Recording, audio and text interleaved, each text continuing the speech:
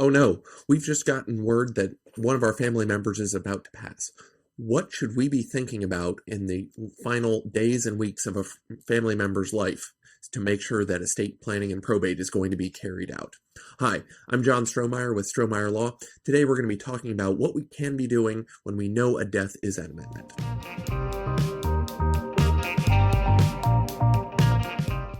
I've got 9 things for you to be thinking about, and we'll go through each of those. First and foremost, we want to know who is going to be in charge and who is going to be receiving those assets.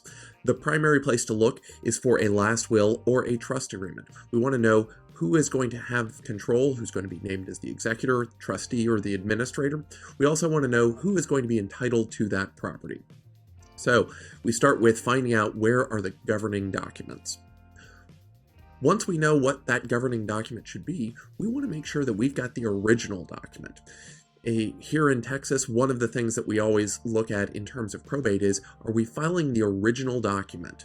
If we don't have the original will, we have a bigger problem. Why? Texas law presumes that if we don't have the original, that the original will was destroyed by the testator. Why? Who knows why, but the assumption is if we can't find it, then the person who died didn't like the will and they threw it away, and that's why we can't find it. Now, there are ways to get around this. We can still prove that this was the original, or even if it wasn't the original, it's the will that everybody agrees should be treated as the original. But we're always going to be better off thinking and having the original document. Now that we know where the original and governing documents are, we need to know what's going to happen under these documents. We want to walk through things and see who's going to get what, and is this the right plan? So we're getting really to, do we need to make any changes to the documents that are in place?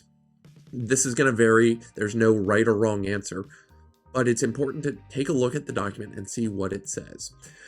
Many times, documents were put in place years, if not decades before, and the gifts and people appointed may not be the right people anymore. I had a client recently where they drafted wills over a decade ago.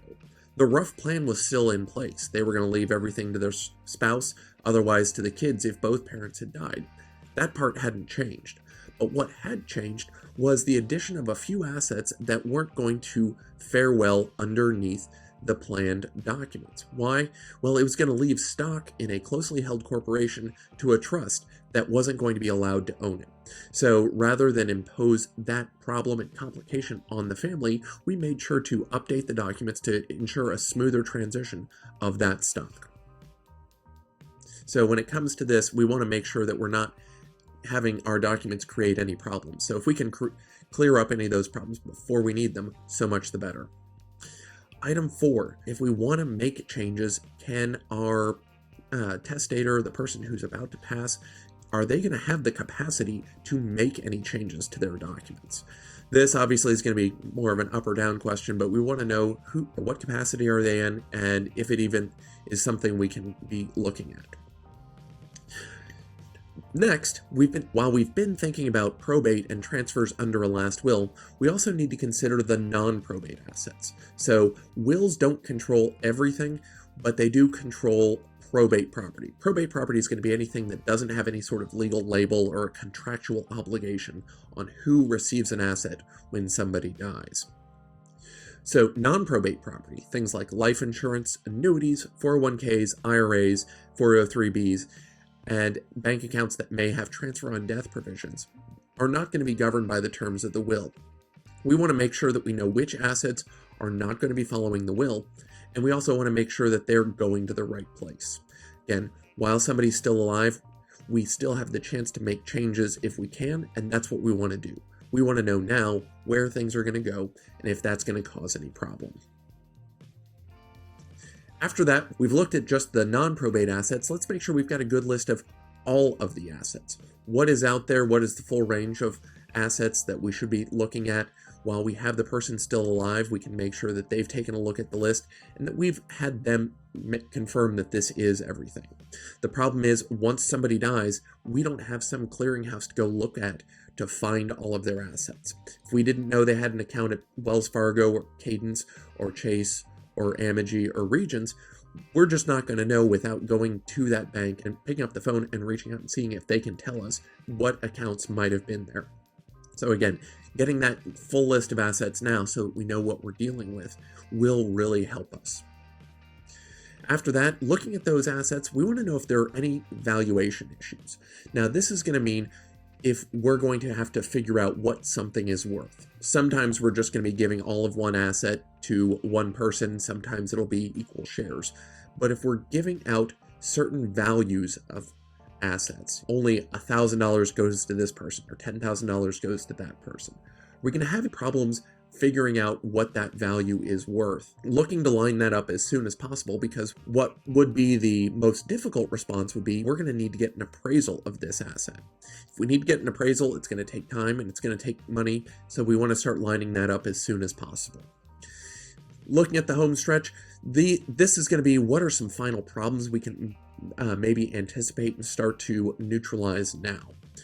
First, are there going to be any expected conflicts with family members?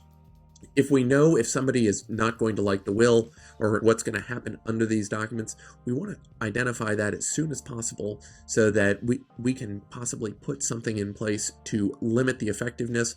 We may want to have somebody sign a new will if they can, just confirming the terms of the old will.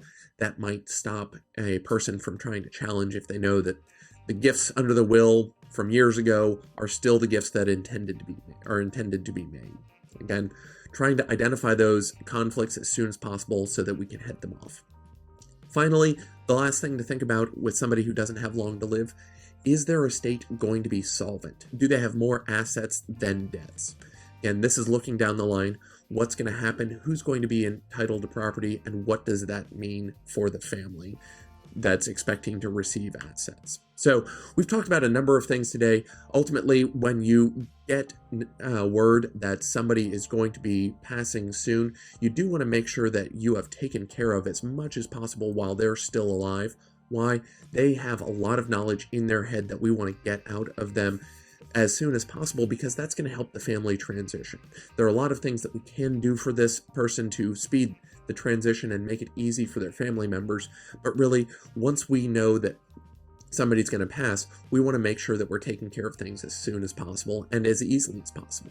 So we're going to want to find the original last will. We're going to want to find that trust agreement. We're going to see, do we need to make any changes? And if we do want to make changes, is the person who's getting ready to pass actually able to make those changes? Next, we're going to want to find all of their assets, all of the property they have, both real property, so dirt and houses, things like that, as well as financial accounts, bank accounts, IRAs, 401ks. Where are they going? And what does the will say about it? And do they have beneficiary designations that will override that will? Finally, are there going to be any valuation issues, or are there going to be any potential conflicts, either with family members or with any of the creditors of the estate? So thanks for watching. I'm John Strohmeyer. We've got a lot of videos here on the channel. You may want to try this video. You may want to try that video. We've got a bunch of options. I hope you stick around and find some answers. If you've got other questions, leave them down in the comments. Thanks so much.